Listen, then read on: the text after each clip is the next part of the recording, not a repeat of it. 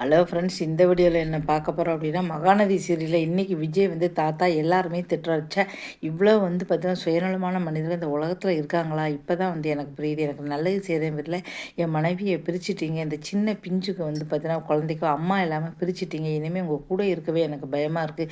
இனிமேல் என் குழந்தைக்கு யாரும் சாப்பாடு கொடுக்க வேண்டாம், என் குழந்தைக்கு பக்கத்தில் கூட இருக்க வேண்டாம். இனிமேல் என்கிட்டேருந்து என் குழந்தைகிட்டேருந்து தள்ளியே இருங்க. இனிமேல் உங்களுக்கு எனக்கு சம்மந்தமே கிடையாது அப்படின்னு சொல்கிறாரு. தாத்தாவையும் சேர்த்து தான் திட்டினாரு. 3 4 பேரும் தான் வந்து பண்ணியிருக்காங்க. இப்போ தான் விஜய் வந்து வந்து புரிஞ்சுக்கிட்டாரு. அதே சமயம் வந்து பார்த்தீங்கன்னா, அங்கே காவேரி வரத வந்து பார்த்தாரு. இதுக்கப்புறம் காவேரி எப்படி உண்மையை சொல்லி வந்து 2 பேரும் எப்படி சேர போகிறாங்க அப்படிங்கிறத ரசிகர்கள் வந்து எதிர்பார்த்துட்டு இருக்காங்க.